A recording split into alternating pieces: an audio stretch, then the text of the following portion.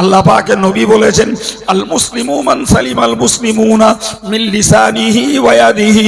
প্যারে নবী সাল্লাল্লাহু আলাইহি ওয়াসাল্লাম তার মুখ নিঃসৃত পাক জবানিতে জানিয়েছেন, আল মুসলিমু মান সালিমাল মুসলিমুনা মিন লিসানিহি ওয়া ইয়াদিহি। প্রকৃত মুসলমান, প্রকৃত মুসলমান, প্রকৃত মুসলমান ওই লোকটা যে লোকটার কথা থেকে এবং হাত থেকে আর 5টা মুসলমান নিরাপদে থাকে। সুবহানাল্লাহ বলেন, আর একটু জোরে বলেন।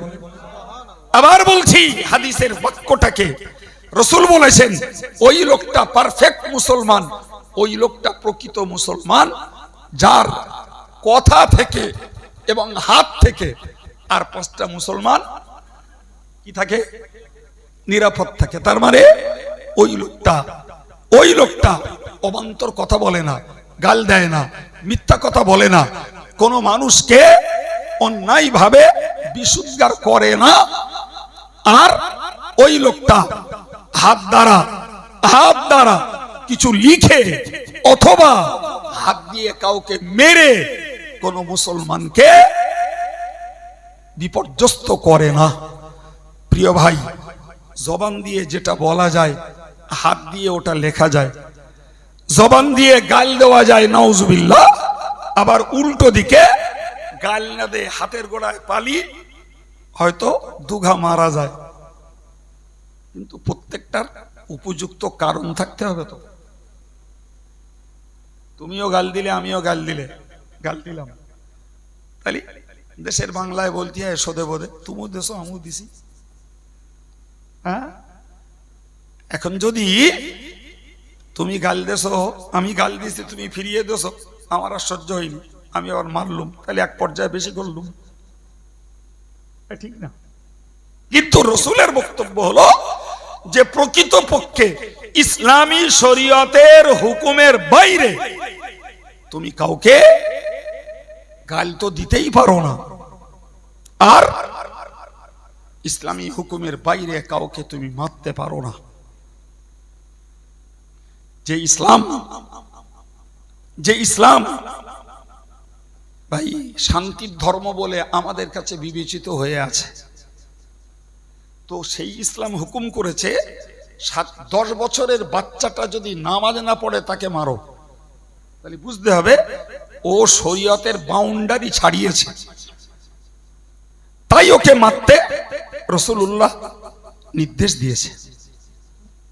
ভাই, যে স্ত্রীটাকে জীবন সঙ্গিনী আর অর্ধাঙ্গিনী বলা হয়েছে এবং স্ত্রীকে যত্ন করতে যথেষ্ট পরিমাণে রাসূলের হাদিস রয়েছে স্ত্রী জাতিকে ভালোবাসতে, অথচ সেই স্ত্রী যদি শরীয়তের অবাধ্য হয় তো সেই স্ত্রীকে মারার জন্য খোদ কোরআন নির্দেশ দিয়েছে। কি গো, কথা মাথায় থাকছে? জি, তাই কোরআন হাদিস স্বামী স্ত্রীর ভালোবাসার কথা প্রচুর পরিমাণে বলেছে। আবার স্ত্রী যদি শরীয়তের সীমা ছাড়ায়, স্বামীকে অর্ডার করেছে স্ত্রীকে মারো। যে সন্তান বাপ মায়ের কলিজা নিংড়ানো, সেই সন্তানের প্রতি বাপ মায়ের দায়বদ্ধতা, পরিষেবার দায়িত্ব অনেক বেশি। আদর যত্ন সীমা ছাড়া সেই সন্তানকে মারার জন্য রাসূল আদেশ করেছে।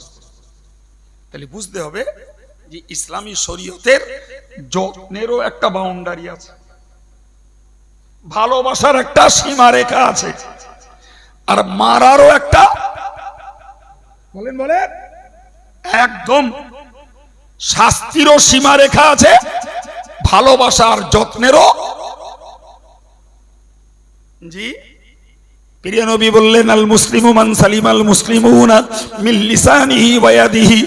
যে মুসলমানের হাত থেকে আর মুসলমানগুলো নিরাপদে থাকে, তার মানে সে লিখেও কাউকে কষ্ট দেয় না, আর হাত দিয়ে মেরেও কাউকে কষ্ট দেয় না, ওই হলো প্রকৃত মুসলমান। আর যে মুসলমান জবান দিয়ে কাউকে উঁচু নিচু কথা বলে, কাউকে গালিগালাজ করে, কারোর নামে মিথ্যা দোষ চাপিয়ে দিয়ে যদি অপব্যবহার করে, যদি অশালীন ভাষা প্রয়োগ করে সেও প্রকৃত মুসলমান নয়। প্রকৃত মুসলমান যদি তোমায় হতে হয় তাহলে জবানটাকেও লাগাম লাগাতে হবে এবং হাতটাকেও তোমাকে সংযত রাখতে হবে।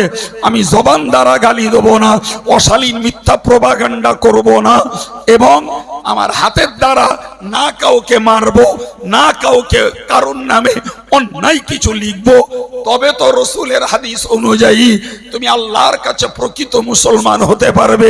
কিন্তু যদি তুমি স্বার্থান্বেষী হয়ে সীমা ছাড়িয়ে যেয়ে যদি অবান্তর কথা প্রয়োগ করো জবান দ্বারা, আর কলম দ্বারা যদি লিখো, আর হাতের দ্বারা যদি তুমি মারো, তাহলে যতই তুমি ভেকধারী হও না কেন, রসুলের হাদিস অনুযায়ী তুমি প্রকৃত মুসলমান নও।